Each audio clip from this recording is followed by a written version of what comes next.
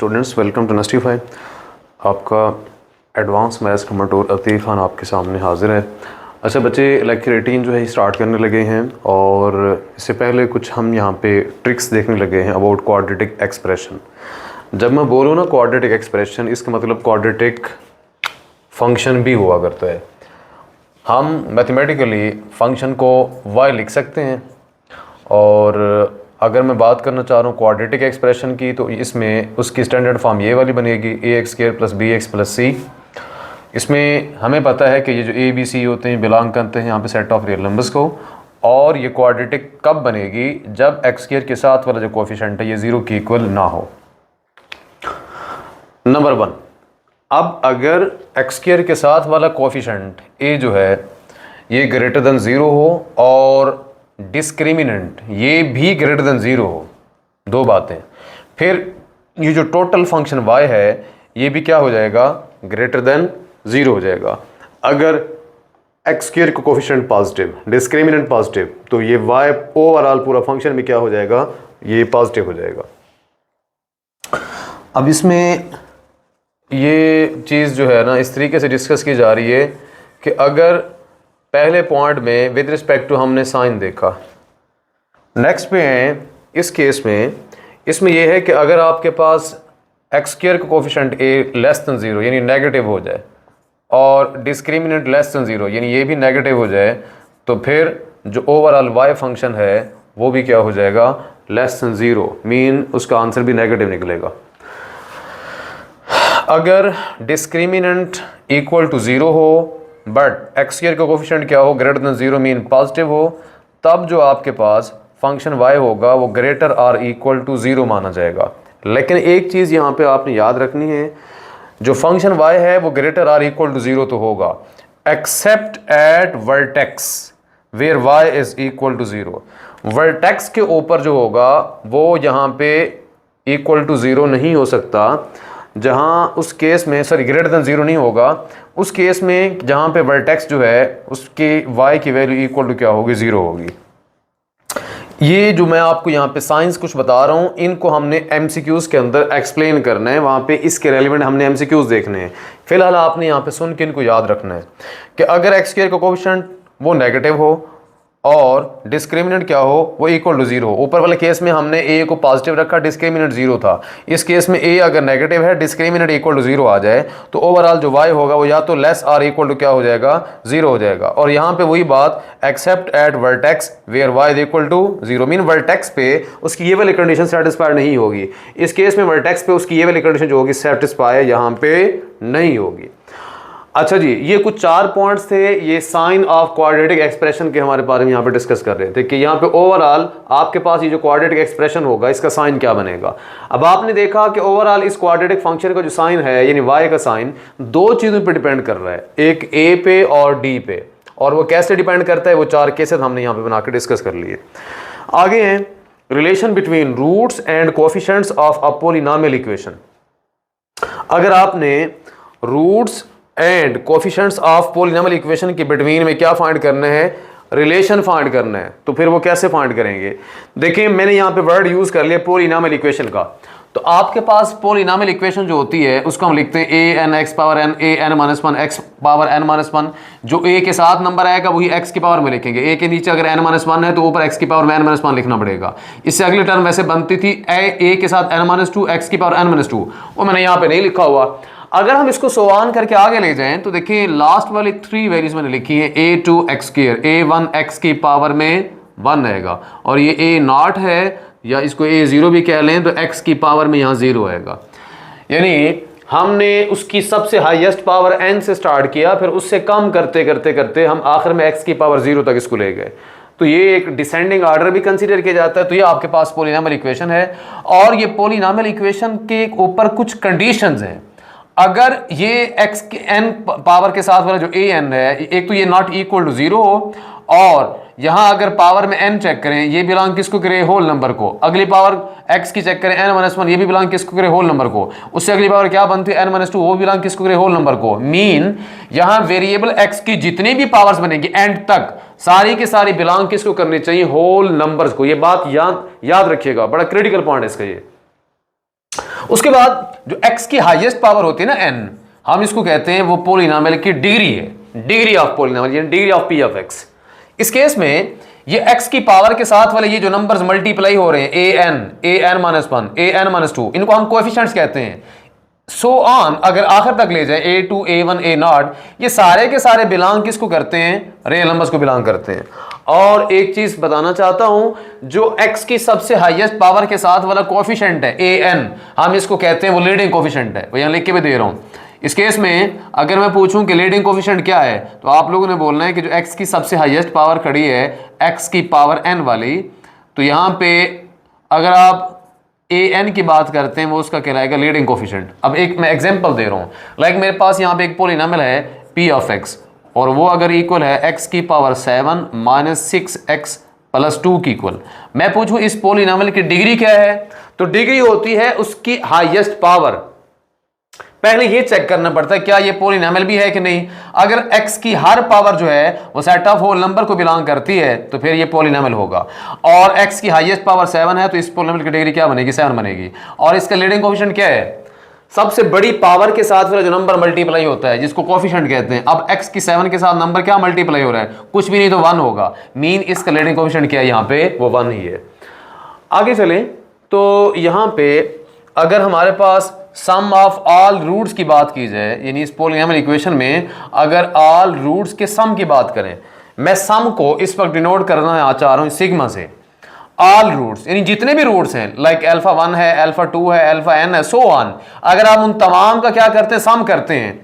तो ये याद रखिएगा, क्वाड्रेटिक एक्सप्रेशन में अगर तमाम रूट्स का सम किया जाए तो ऑलवेज इक्वल होता है -a1 ओवर a0। इसको -1 की power 1 into a1 over a0 बना के लिख सकते हैं।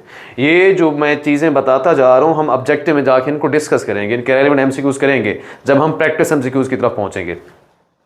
सम of product of two roots, अगर आपके पास दो रूट्स हों और sum of product of two roots यानी उनके प्रोडक्ट का सम करते हो, जैसे यहां पे अल्फा 1 अल्फा 2 इनका प्रोडक्ट लिया, फिर इनका सम किया अगले दो के साथ, अल्फा 2 अल्फा 3 के साथ, प्लस सो ऑन। अगर इस केस में आपने इनका लिया है सम, तो फिर सम को डिनोट करना चाहो सिग्मा से। तब अगर प्रोडक्ट करके दो रूट्स का प्रोडक्ट करके फिर सम लेंगे तो उनका सम इक्वल किसके बनेगा? a2 over a0। अब ये सुनिएगा a2 क्या है? a2 हमारे पास ये है कि अगर हम a1 की बात करते हैं तो x की सबसे बड़ी पावर के साथ वाला कोएफिशिएंट है, उससे जो अगली कम पावर होगी उसके साथ वाला कोएफिशिएंट a2 है, और उससे पीछे वाली जो है वहां पे उसके साथ वो उसका a0 है।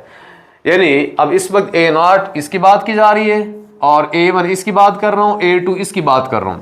तो अगर रूट्स के प्रोडक्ट का सम करेंगे, दो रूट्स के प्रोडक्ट का सम, तो उसको हम a2 over a0 is equal to -1 का square.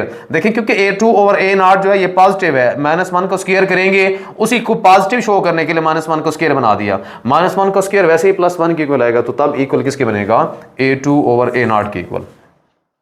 Some of product of 3 roots, अगर आप 3 रूट्स के प्रोडक्ट का सम करते हो, लाइक जैसे ये है alpha 1 alpha 2 alpha 3 alpha 2 alpha 3 alpha 4 plus so on, तो तब उसके सम का फार्मूला क्या बनेगा? -a3 ओवर a0, -1 की पावर 3 a3 ओवर a0। अब इसका आपको थोड़ा सा मैं एक जेनेरिक फार्मूला बना के दे रहा हूं, ये माइनस बताने के लिए -1 की पावर में हमने 3 रखा हुआ है। जेनेरिक फार्मूला ये है कि अगर आपके पास जितने भी रूट्स का प्रोडक्ट करना पड़े, alpha 1 alpha 2 alpha 3 alpha 4 so on alpha r तक जितने भी रूट्स हैं, अगर उन तमाम का सम करना पड़े तो जनरली हम उनको लिखते हैं -1 की पावर में वो r मीन जो आखिर वाला आपका यहां पे क्या होगा? रूट होगा, फिर a r ओवर a0। अब इट मींस, अब ये बात आपने क्लियर यहां से ये देखनी है कि अगर आपने ऑल रूट्स की बात की, मीन अलग अलग रूट्स का हम सम कर रहे हैं, तो a1 लिखेंगे और उस केस में यहां पे माइनस का साइन आएगा। अगर दो रूट्स के प्रोडक्ट के सम की बात की है, दो रूट्स के प्रोडक्ट, तो यहां a2 लिखेंगे, नीचे क्या आएगा? a0। अगर आपने 3 रूट्स के प्रोडक्ट के सम की बात की है तो यहां पे a3 लिखेंगे। 3 रूट्स में a3, 2 रूट्स में a2 और एक एक रूट्स के अंदर a1 लिखना पड़ेगा। तो ये बात यहां पे जेनेरिक फार्मूले से मैंने आपको समझा दी है। यहां r कुछ भी हो सकता है, अगर आप 2 रखेंगे तो -1 का स्क्वायर या a2 और a0, तो ये वाला केस बनेगा। r3 रखेंगे तो -1 की पावर 3 a3 और a0, ये वाला केस बनेगा। अगर यहां पे r1 रखें -1 की power r a1 over a0, ये वाला फार्मूला इसका बनेगा। पार्टिकुलर कुछ केसेस हैं क्वाड्रेटिक इक्वेशंस के, और उसमें ये है कि अगर अल्फा बीटा जो है are roots of this quadratic equation, then इनका सम करेंगे तो जिसको अल्फा प्लस बीटा बना के लिखेंगे, इक्वल किसके आएगा, माइनस बी और ए के, और इन्हीं रूट्स का अगर आप प्रोडक्ट करते हैं तो किसके इक्वल बनेगा, सी और ए के। अब ये तो मेरे पास एक क्वाड्रेटिक इक्वेशन है, मैं पहले यहां पे क्वाड्रेटिक इक्वेशन के रूट्स का सम मैं यहां बता रहा हूं और उसके प्रोडक्ट बता रहा हूं। अगर इक्वेशन आ जाए क्यूबिक तो उसके 3 रूट्स होंगे, अल्फा बीटा गैमा। तो इस केस में अगर ये इस क्यूबिक इक्वेशन के क्या है, रूट्स हैं, तो उनका सम का फार्मूला बनेगा माइनस बी ओवर ए, लेकिन उनके जो प्रोडक्ट का फार्मूला है वो बनेगा माइनस डी ओवर ए। ये आपने बात याद रखनी है। अगर इक्वेशन क्वाड्रेटिक के बाद क्या आ जाए, क्वाड्रेटिक, जिसको हम बाई क्वाड्रेटिक कहते हैं, बाई क्वाड्रेटिक इक्वेशन आ जाए जिसको क्वाड्रेटिक भी पढ़ते हैं, 4 रूट्स बनेंगे, अल्फा बीटा गैमा डेल्टा मैंने यहां पर रखे हुए हैं, और roots of this quadratic equation. तो फिर जो रूट्स का सम बनेगा वो इक्वल आएगा माइनस बी ओवर ए के, जो रूट्स का प्रोडक्ट बनेगा वो इक्वल आएगा ई ओवर ए के। अब एक चीज ऑब्जर्व कर रहे हैं, जो लास्ट वाला कांस्टेंट है प्रोडक्ट में वो ऊपर लिखते हैं, फिर x की हाईएस्ट पावर का जो कोएफिशिएंट है वो नीचे लिखते हैं। इस केस में भी यही है, जब हम रूट्स का प्रोडक्ट ले रहे हैं लास्ट वाला कांस्टेंट वो ऊपर रखेंगे और x की हाईएस्ट पावर का जो कोएफिशिएंट है वो नीचे लिखेंगे। अब यहां पे भी यही केस है, जो लास्ट वाला आपके पास कांस्टेंट ऊपर रखेंगे और x की जो हाईएस्ट पावर का कोएफिशिएंट है वो हम नीचे लिखेंगे। अब यहां पे एक नोट याद रखना, और ये ऑब्जेक्टिव में मोस्ट इंपॉर्टेंट नोट है, बार बार रिपीट होता है, हम लोग करेंगे कि product of roots even degree equation का इक्वल होता है सी ओवर ए। अब इवन डिग्री इक्वेशन किसे कहते हैं, जैसे क्वाड्रेटिक इक्वेशन है, पावर 4 वाली इक्वेशन है जिसको क्वाड्रेटिक कह रहे हैं, पावर 6 वाली है, पावर 8 वाली है, जहां पे जिन इक्वेशन में x की पावर इवन हुआ करेगी, यानी इवन डिग्री वाली इक्वेशन होगी, तो फिर हम उसको क्या बोलेंगे, उसका जो रूट्स का प्रोडक्ट आएगा इक्वल आएगा सी ओवर ए के। और जो 8 डिग्री वाली इक्वेशन है, इट मींस अगर हाईएस्ट पावर 3 है, हाईएस्ट पावर 5 है, हाईएस्ट पावर 7 है, हाईएस्ट पावर 9 है, उन इक्वेशंस के रूट्स का जब हम प्रोडक्ट करेंगे उनका फिक्स फार्मूला है और वो इक्वल होता है माइनस सी ओवर ए के साथ। ये आपने याद रखना है। यहां सी क्या है, सी ऑलवेज आखिर वाला कांस्टेंट हुआ करेगा, और ए क्या है, जो एक्स की हाईएस्ट पावर का कोएफिशिएंट होगा वही ए होगा। तो ये हम ऑब्जेक्टिव में बार बार इन 2 नोट्स को लाजमन डील करेंगे। एनीवे, अब अगला टॉपिक हमारे पास है rational expression under modulus sign. अगर मॉडुलस साइन के अंदर आपके पास रैशनल एक्सप्रेशन आ जाए, यानी सिंपल मॉड एक्स अगर इक्वल आ जाए के, ये मॉड के अंदर एक्स जो है, ये एक्स बजाते खुद भी रैशनल है, अगर ये इक्वल हो के, तो याद रखें इसका मॉड हम कैसे एलिमिनेट करेंगे। मॉड खत्म करने का वे ये है, इफ एंड ऑनली इफ आपने मॉड उड़ा के लिखना है एक्स और राइट साइड पे के साथ क्या लगा देंगे, प्लस माइनस का साइन। इसी तरीके से अगर ये मॉड x किसी कांस्टेंट नंबर से क्या आ जाए, लेस आ जाए, तो इफ एंड ओनली इफ के वे से हम इस x को k और माइनस के बिटवीन रख देंगे।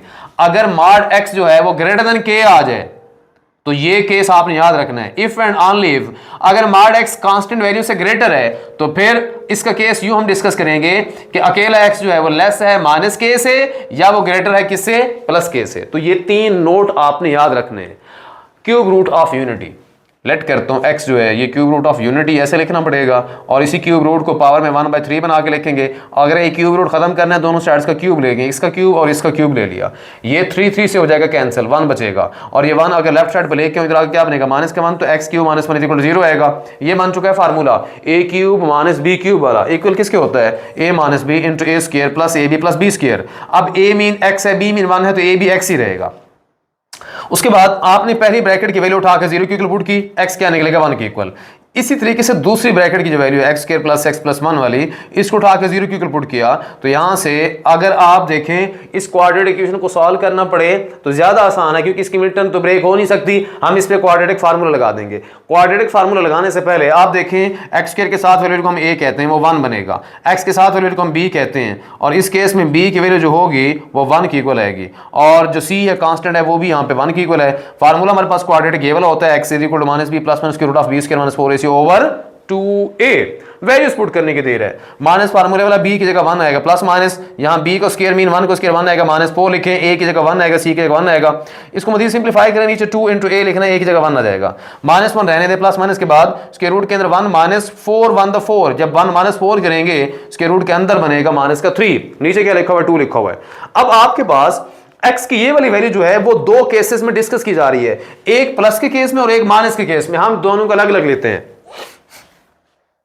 पहले मैं लेता हूं x की इस वैल्यू का प्लस वाला केस, तो वो इक्वल आएगा -1 प्लस स्क्वायर रूट ऑफ -3/2।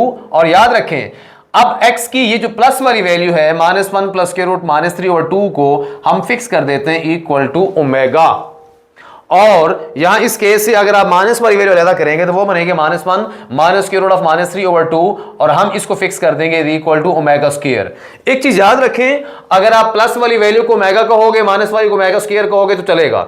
अगर आप प्लस वाली को ओमेगा स्क्वायर बना दो और माइनस वाली को फिर क्या बना सकते हो, ओमेगा। ये बात आप कर सकते हैं अल्टरनेटिवली, रट्टा नहीं लगाना इस चीज को। तो कंसेप्चुअल वैसे है क्योंकि दोनों एक दूसरे के आगे आके समझाऊंगा कंप्लेक्स कॉन्जुगेट होते हैं। एनीवे अब यहां पे आपके पास ये जो आप यूनिटी के रूट्स फाइंड कर रहे थे, तो रूट्स ऑफ यूनिटी जो क्यूब रूट्स है इनफैक्ट वो 3 है, 1 ओमेगा और ओमेगा स्क्वायर।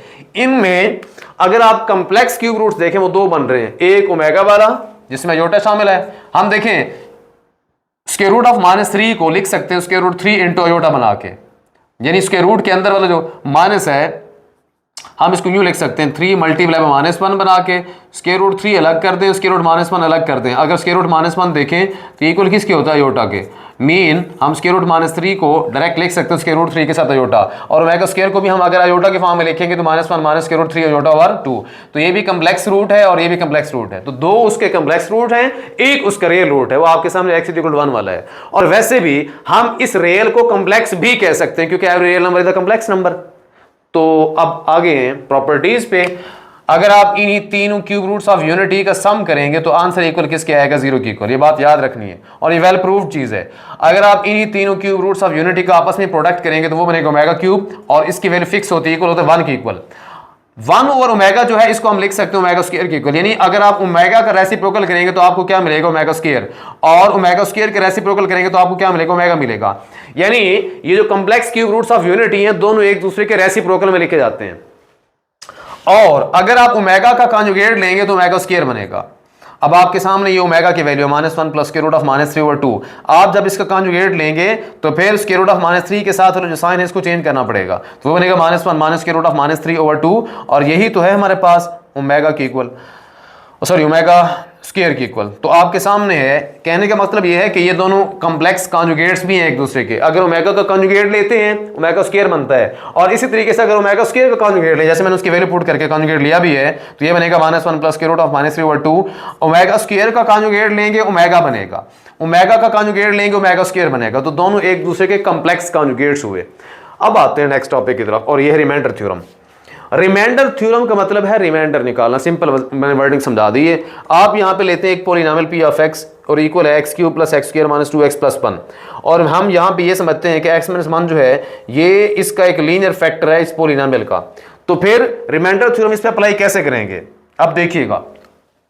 आपने करना ये होता है कि ये जो लीनियर फैक्टर होते हैं इसको उठा के 0 के इक्वल पुट करके वहां से x निकालते हैं। जैसे x इस केस में 1 निकलेगा, वो जो x की वैल्यू 1 निकलेगी इसी को उठा के आपने उस पॉलिनोमियल में पुट करना होता है x की जगह पे।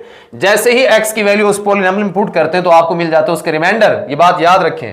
और x 1 है तो हम यहाँ पे p के साथ फिर x की जगह 1 रखें, p ऑफ 1 बनेगा। इधर x का क्यूब है तो x की जगह 1 रखें, 1 का क्यूब बन जाएगा। और आगे x का स्क्वायर है तो 1 का स्क्वायर बनेगा। -2 के साथ x है तो ये 1 बनेगा। आगे क्या लिखेंगे, प्लस का 1, 1 का क्यूब 1, 1 का स्क्वायर 1, 1 + 1 2 बनेगा। ये लिखा मैंने 2, -2 1 2 आएगा, आखिर में क्या लिखा 1, तो +2 से -2 कैंसिल, रिमाइंडर आपका इक्वल किसके आएगा, 1 के इक्वल। रिमाइंडर थ्योरम का काम ही यही होता है कि आपको यहाँ पे रिमाइंडर निकालना पड़ता है। एग्जाम्पल आपके सामने एक और मैंने ली है।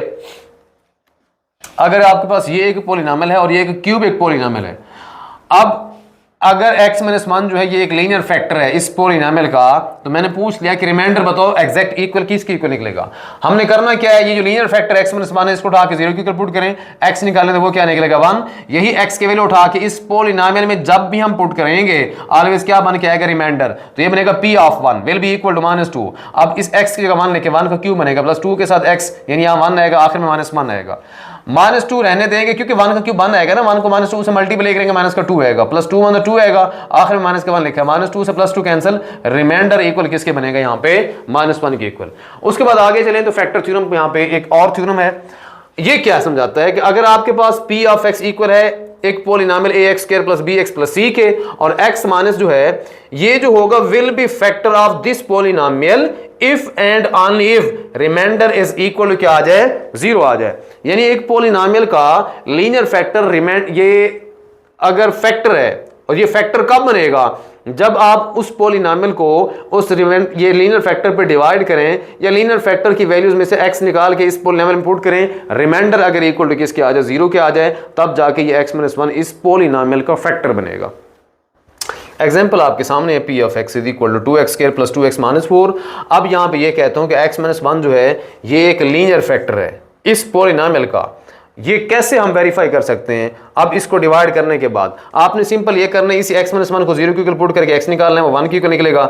यही x के इक्वल उठा के जब इस पॉलिनॉमियल में पुट करेंगे तो आपको मिलेगा रिमाइंडर। हम रिप्लेस करने लगे हैं, जहां x है उसकी जगह 1 पुट करें, 1 को स्क्वायर बनेगा 2 वैसे के वैसे, 2 के साथ x है, यहाँ 2 × 1 बनेगा, आखिर में -4 है, और 1 को स्क्वायर 1 आएगा, 1 को 2 से मल्टीप्लाई करूं 2 आएगा, 2 1 2 आएगा, आखिर में क्या माइनस का 4, 2 + 2 4, 4 में से 4 निकलेंगे 0 आएगा।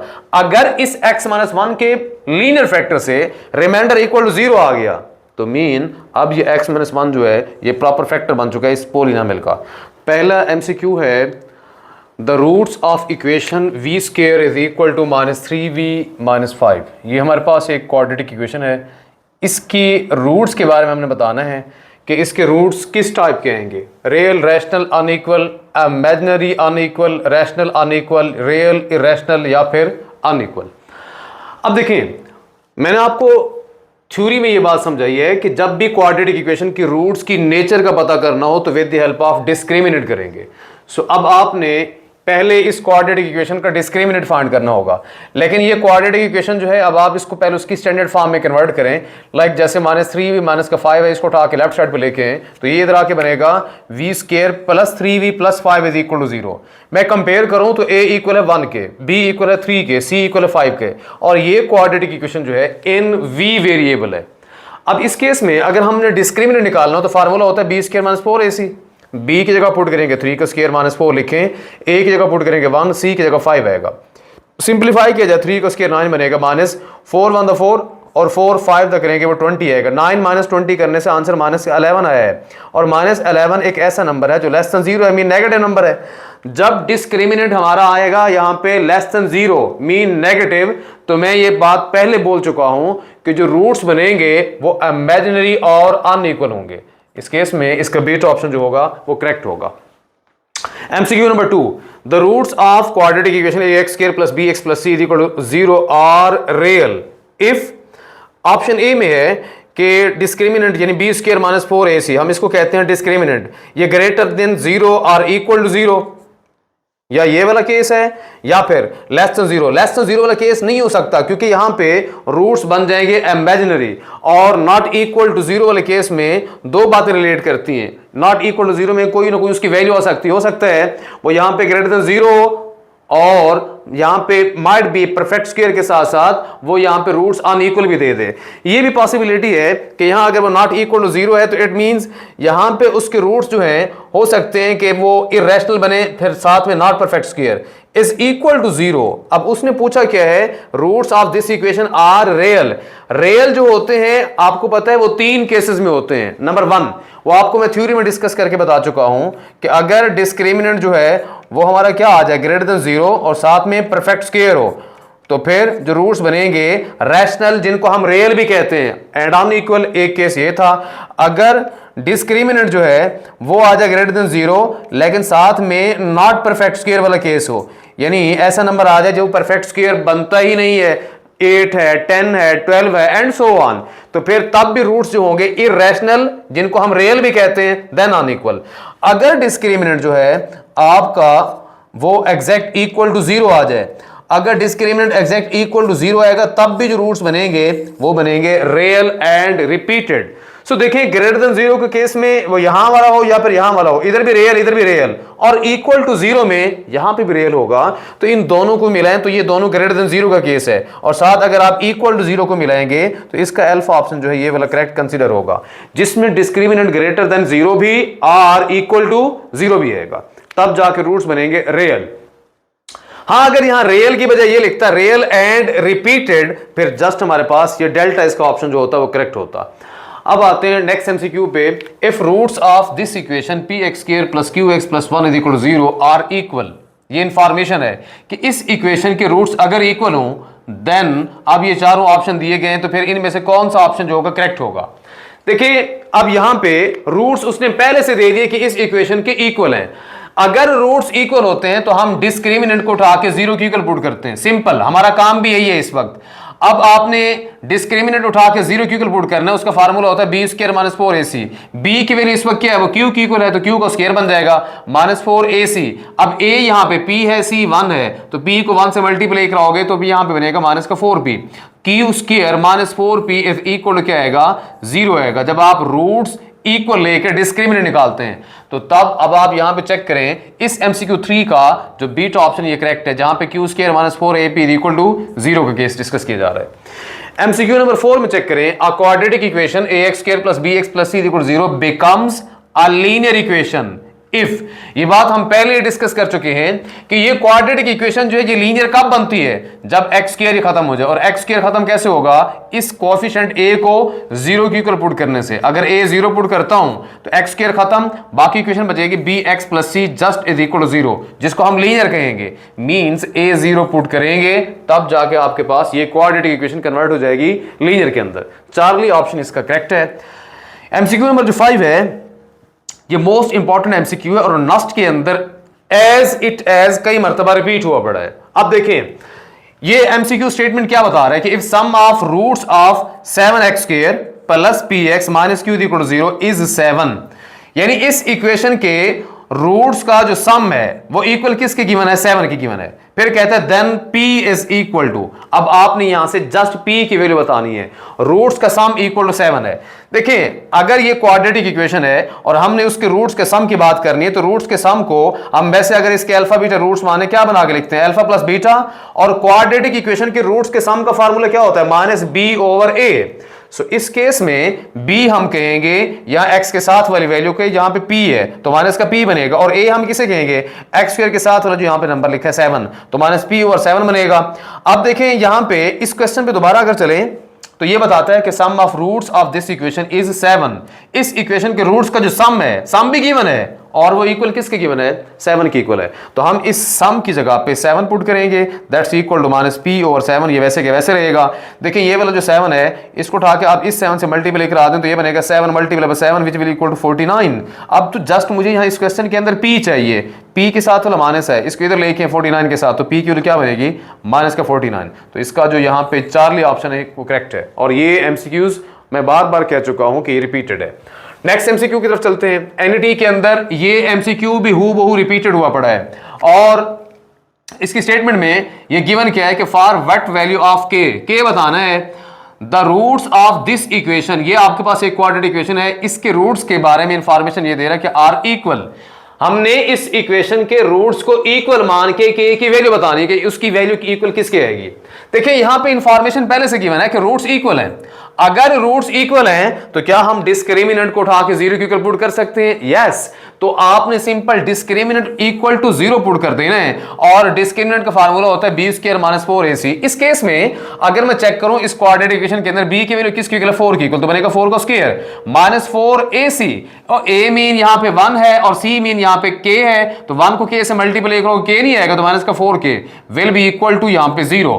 4 को स्क्वायर करें 16 आएगा, माइनस 4 के इक्वल टू 0। वैसे के वैसे आपको चाहिए यहां पे जस्ट k की वैल्यू माइनस का 4 के इधर ले आए तो तरतीब देके 4k will be equal to 16। अगर k चाहिए 4 मल्टीप्लाई 16 की डिवाइड करा दें 16 बाय 4 बनेगा, 16 को 4 पे डिवाइड करेंगे k की वैल्यू क्या मिलेगी यहां पे 4। तो बीटा ऑप्शन यहां पे करेक्ट है इसका। सातवां एमसीक्यू है कि इफ डिस्क्रिमिनेंट जो हमें पता है b square minus 4ac equal होता है इज अ परफेक्ट स्क्वायर। अगर डिस्क्रिमिनेंट क्या हो, परफेक्ट स्क्वायर हो, then roots are.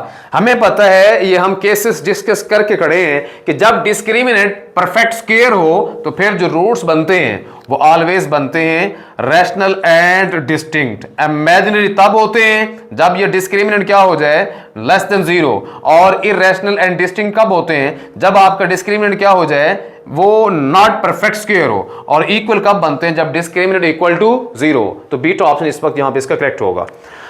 If roots of an equation are additive inverses of each other, यानी अगर क्वाड्रेटिक इक्वेशन की रूट्स की बात की जाए और वो एक दूसरे के क्या आ जाए, एडिटिव इनवर्सेस, यानी अगर एक प्लस का 2 है अगला माइनस का 2 होगा, तब वो एक दूसरे के एडिटिव इनवर्सेस कहेंगे।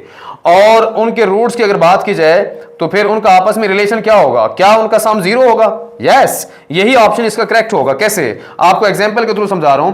अगर पहला रूट 2 है तो इसका एडिटिव इनवर्स क्या बनेगा, -2। जब आप इनका सम करेंगे +2 में -2 सम करने से इसका आंसर क्या निकलेगा, 0 निकलेगा। सो फाइनली 8वें एमसीक्यूज का जो अल्फा ऑप्शन होगा करेक्ट होगा, जिसमें उन दोनों का अगर वो एडिटिव इनवर्सेस हैं, सम किसकी रहेगा, 0 की रहेगा। मैं एक चीज और यहां पे समझाना चाह रहा हूं, अगर यहां लिखता मल्टीप्लिकेटिव इनवर्सेस हैं, यानी अगर एक 2 है तो उसका अगला मल्टीप्लिकेटिव इनवर्स क्या बनेगा, 1/2। फिर हमसे पूछता कि उनका प्रोडक्ट इक्वल किसके आएगा, तो फिर यहां पे ऑप्शन में नहीं गिवन, वो 1 बनता, क्योंकि हम 2 को अगर यहां पे मल्टीप्लाई कराते हैं 1/2 से, तो ये एक दूसरे के मल्टीप्लिकेटिव इनवर्सेस हैं, तो इनका प्रोडक्ट इक्वल किसके आता है, 1 के इक्वल। अब आते हैं एमसीक्यू नंबर 9 पे। If product of roots of this equation 7x² + px + q = 0 is 1, यानी इस गिवन इक्वेशन के रूट्स का जो प्रोडक्ट है वो 1 के इक्वल गिवन है। यहां से हमने निकालना है k की वैल्यू को। अब देखिए यहां पे अगर हम रूट्स के प्रोडक्ट की बात करें, प्रोडक्ट को हम p से डिनोट करते हैं, और रूट्स का प्रोडक्ट मीन अल्फा और बीटा को मल्टीप्लाई कराने की बात कर रहा है, वो इक्वल किसके बनता है, यहां पे c/a के। अगर क्वाड्रेटिक इक्वेशन है तो उसके रूट्स का प्रोडक्ट इक्वल होता है c/a के। इस केस में c q है और a 7 है, तो बनेगा q/7। प्रोडक्ट को हमने p रखना है, लेकिन क्वेश्चन के अंदर हमें प्रोडक्ट वैसे गिवन भी है और उसकी जगह हम यहां पे 1 पुट कर दें, q/7 वैसे के वैसे। हमें q से गर्द है, q चाहिए, तो q के नीचे 7 डिवाइडेड है, इस साइड पे आके 1 से मल्टीप्लाई करें, finally q will be equal to 7। तो बीटा ऑप्शन जो होगा यहां पे इसका करेक्ट होगा। एमसीक्यू नंबर 10 की तरफ चलते हैं। Sum and product of roots of x² - 3x² + 6x + 1 = 0 are respectively. अब एट अ टाइम ये वाली आपके पास एक क्यूबिक इक्वेशन है, क्योंकि इसमें x की हाईएस्ट पावर 3 आ चुकी है। अब हमें कहता है बताएं सम एंड प्रोडक्ट। देखिए एक बात क्लियर करें, पहले हमने सम की बात की है, फिर हमने प्रोडक्ट की बात की है, तो आंसर में पहले हमने बताना भी सम होगा, फिर हमने प्रोडक्ट बताना होगा। ऐसा नहीं है कि प्रोडक्ट का आंसर पहले लिख दो, सम का आंसर बाद में लिख दो। आगे अगर आप आखिर में वर्डिंग चेक करें, उसने लिखा भी है रेस्पेक्टिवली, इस चीज का खास ख्याल करना है, और यही एमसीक्यूज मोस्ट इंपॉर्टेंट है। अब इसको चेक करें, हम यहां पे बताना चाहते हैं इस क्यूबिक इक्वेशन के रूट्स का सम और प्रोडक्ट। देखिए अगर ये क्यूबिक इक्वेशन है, हिंट की तरफ चल रहे हैं, सम का फार्मूला तो यही रहता है सबके लिए, -b/a। तो इस केस में हम b किसे कहेंगे, b कहेंगे x³ के बाद जो x² होगा उसके साथ वाला यहां पे कोएफिशिएंट -3 है। सो अब ये माइनस माइनस प्लस का 3 बनेगा, नीचे a क्या होगा, जो x³ के साथ वाला कोएफिशिएंट 1 है वो, तो माइनस माइनस प्लस का 3 के नीचे 1 लिखने की जरूरत नहीं है, तो सम इक्वल किसके आएगा, 3 के इक्वल आएगा। उसके बाद अब हमने निकालना है इसका प्रोडक्ट। अब ये बात मैंने आपको समझाई हुई है थ्योरी के अंदर, वो हमारे पास इक्वेशंस जिनकी पावर जो होगी हाईएस्ट आड पावर होगी, ये जिनकी डिग्री अगर आड होगी, तो फिर हम कहते हैं उनके जो प्रोडक्ट का फार्मूला बनेगा ऑलवेज -c/a के इक्वल आएगा। एंड रिमेंबर, ये बात मैंने वहां समझाई थी, इस c को कहते हैं उस इक्वेशन का आखिर वाला कांस्टेंट। अब इस केस में आखिर वाला कांस्टेंट क्या है, प्लस का 1, तो ये बनेगा -1/a। a मीन x³ का ऑप्शन 1 नहीं है, तो -1 के नीचे 1 लिखने की जरूरत नहीं है, तो प्रोडक्ट इक्वल किसके आएगा, -1 के इक्वल आएगा। अब आपने रेस्पेक्टिवली के अकॉर्डिंगली पहले सम बताना है, देन प्रोडक्ट बताना है। तो सम क्या निकला 3, प्रोडक्ट क्या निकला -1। हम इनको अगर कलेक्टिवली यहां पे मिला के बताएं तो 3 का -1 जो बनेगा, सम एंड प्रोडक्ट बनेगा इस क्यूबिक इक्वेशन का। सो 3 का -1, इसका यहां पे अल्फा ऑप्शन जो है करेक्ट माना जाएगा। नेक्स्ट एमसीक्यू नंबर जो 11 है, ये मोस्टली टाइम रिपीटेड है नस्ट के अंदर। अब इसमें यही चीज सेम वे से डिस्कस की जा रही है, बट यहां पे आपके पास एक पेंटिक इक्वेशन है, लेकिन रिमेंबर ये पेंटिक इक्वेशन की कुछ यहां पे टर्म्स मिसिंग है। कौन कौन सी भला, यहां पे x⁴ वाले टर्म ही नहीं है, x³ वाले टर्म ही नहीं है, और x वाले टर्म ही नहीं है। मीन ये उस पेंटिक इक्वेशन की स्टैंडर्ड फॉर्म नहीं बनी हुई, उसमें कुछ टर्म उसने मिस की हुई है। ये चीज हमें यहां पे खुद से जज करनी पड़ेगी। पूछा हमसे यहां पे क्या है, अगेन सम एंड प्रोडक्ट पूछा है, और कहता भी है रेस्पेक्टिवली, मीन पहले सम लिखेंगे फिर प्रोडक्ट लिखेंगे। देखिए दुनिया की कोई भी अगर इक्वेशन आ जाए, उनके रूट्स का सम जो होगा ऑलवेज -b/a के इक्वल होगा, उस पर कोई चेंज नहीं है। मैं यहां पे हिंट की तरफ आपको लेके चलता हूं, रूट्स का सम तो यही रहेगा -b/a। और b हम किसे कहते हैं, b हम कहते हैं हाईएस्ट डिग्री, जो हाईएस्ट पावर होती है उससे पीछे वाली जो एक कम पावर के साथ वाला नंबर है। अब ये x की पावर 5 है, इससे पीछे x की 5 से एक कम पावर वाला x कौन सा बनता है, x की 4। अब x की 4 तो यहां पे मिसिंग है, तो इट मींस यहां पे हमारा b है ही नहीं, फिर तो हम b को क्या पुट कर देंगे, 0 पुट कर देंगे। और a तो है, a x की 5 के साथ वाला नंबर 3 है, सो -0/3, 0 के नीचे कुछ भी डिवाइड करेंगे तो आंसर क्या आएगा, 0 आएगा। सम निकला यहां पे 0। अब चलते हैं इसके प्रोडक्ट की तरफ। देखिए प्रोडक्ट का फार्मूला मैं आपको यहां पे थ्योरी में बता चुका हूं कि अगर ऑड डिग्री वाली इक्वेशन होती है तो उनके प्रोडक्ट का फार्मूला होता है -c/a की इक्वल, और c हम कहते हैं आखिर वाले उस इक्वेशन के कांस्टेंट को। इस केस में आखिर में कांस्टेंट यहां पे 1 है, तो यहां 1 लिखेंगे, माइनस फार्मूले की वजह से आ रहा है, और नीचे a की वैल्यू यहां पे 3 है, तो -1/3 इसके यहां पे प्रोडक्ट का आंसर है। अब हम रेस्पेक्टिवली अगर पहले सम बोले फिर प्रोडक्ट बोले तो फिर यहां पे इसका आंसर क्या बनेगा, 0, -1/3। तो इसमें ये जो ऑप्शन नंबर 4 लिए ना, ये वाला इसका करेक्ट ऑप्शन है। अगला एमसीक्यू है, ये आपके पास एक क्वाड्रेटिक इक्वेशन है, x4 - 500 = 0। इसके बारे में ये कहता है कि sum of the roots of this quadratic equation is. अब देखें अगेन ये क्वाड्रेटिक इक्वेशन जो है अपनी स्टैंडर्ड फॉर्म में नहीं लिखी, इसकी कुछ टर्म्स x की पावर वाली मिसिंग है, x का क्यूब मिसिंग है, x² मिसिंग है, x मिसिंग है। तो फिर आपने अगर इसके रूट्स का सम बताना है तो क्या करें, यहां पे सम ऑफ रूट्स की बात की जा रही है। हमें पता है कि रूट्स का सम तो सबका फार्मूला सेम है, -b/a। हम b कहते हैं हाईएस्ट पावर के पीछे जो पावर बनती है उसके साथ वाले कोएफिशिएंट को। अब हाईएस्ट पावर x की क्या 4 है, 4 से पीछे वाली पावर क्या बननी चाहिए, x की 3 वाली। अब x की 3 वाली पावर मिसिंग है तो इट मीन वहां पे b की वैल्यू 0 होगी। अगर b 0 है, 0 के नीचे 1 a की वजह से लिखा है क्योंकि a यहां पे 1 है, तो 0 और समथिंग आंसर क्या आएगा, 0 आएगा। तो फाइनली इस एमसीक्यूज का जो ऑप्शन है वो यहां पे चार्ली बनेगा 0, और ये भी नस्ट के अंदर एमसीक्यूज रिपीटेड है। नेक्स्ट की तरफ चलते हैं। अल्फा प्लस बीटा इक्वल अगर 2 के यानी रूट्स का सम दे रहे हैं, और वो इक्वल किसके दे रहा है, 2 की इक्वल दे रहा है, और ये जो रूट्स का सम है इस इक्वेशन के रूट्स का सम है। फिर पूछते हैं हमसे कि m की वैल्यू बताओ कि m यहां से क्या निकलेगा। देखें मैंने पहले जो रूट्स का सम बनता है इस इक्वेशन का उसको फार्मूले के अकॉर्डिंग लिखना चाह रहा हूं।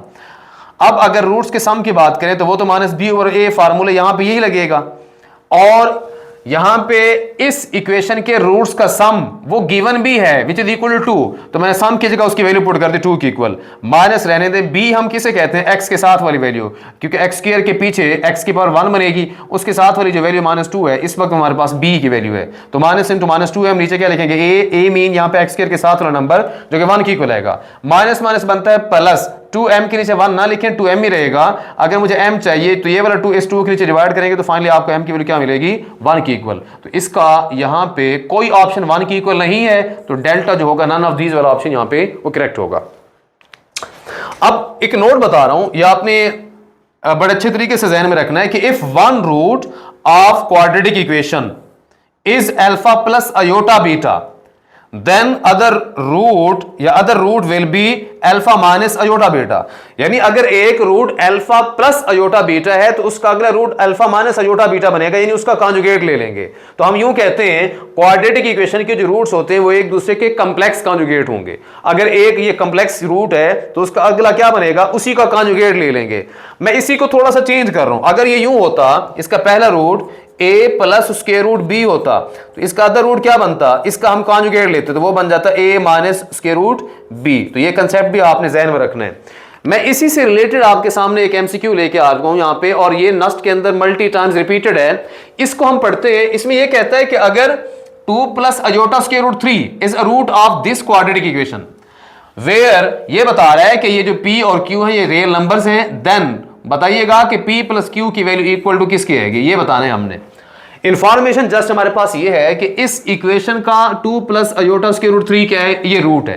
एक रूट है, दूसरे रूट का पता ही नहीं है, हमने फिर करना क्या है, p प्लस q फाइंड करना है। और हाँ, ये जो रूट है आपके पास ये कंप्लेक्स रूट है, तो अदर रूट कैसे बनाएंगे, यहां पे इसी का हम कॉन्जुगेट ले लेंगे। यही नोट मैंने आपको पीछे पढ़ाया है।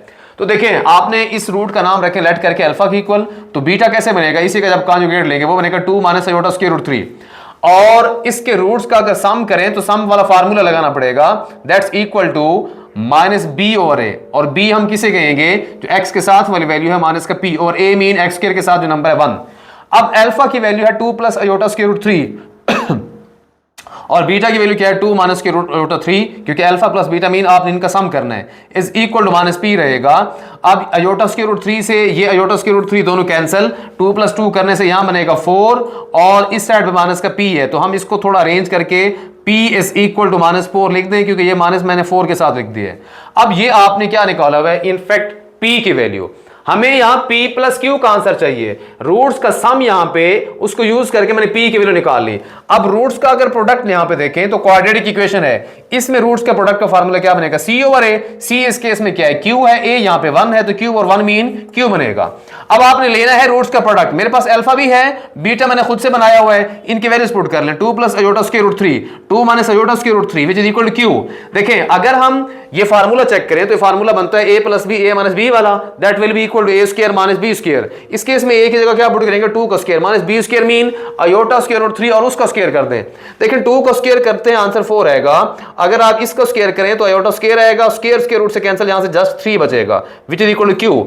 आयोटा स्क्वायर की वैल्यू क्या होती है, -1, उस -1 को पीछे वाला माइनस से मल्टीप्लाई करें वो लेंगे +1, उस +1 को अगले 3 से मल्टीप्लाई कराओ तो ये 3 बनेगा, तो 4 + 3 करें, इसका आंसर क्या बनेगा, q का इज इक्वल टू 7। मुझे p मिल गया, q मिल गया, मैंने क्वेश्चन के अंदर p और q का सम करके बताना था। सो फाइनली अगर आप p प्लस q करते हैं तो p की जगह हम पुट करेंगे -4, q की जगह पुट करेंगे 7, सो 7 में से 4 निकालेंगे, इसका आंसर क्या बनेगा 3 के इक्वल। सो p प्लस q का जो ऑप्शन यहां पे है चार्ली, ये करेक्ट ऑप्शन होगा। ये आपके पास कुछ प्रैक्टिस एमसीक्यूज थे, तब तक के लिए अल्लाह हाफिज।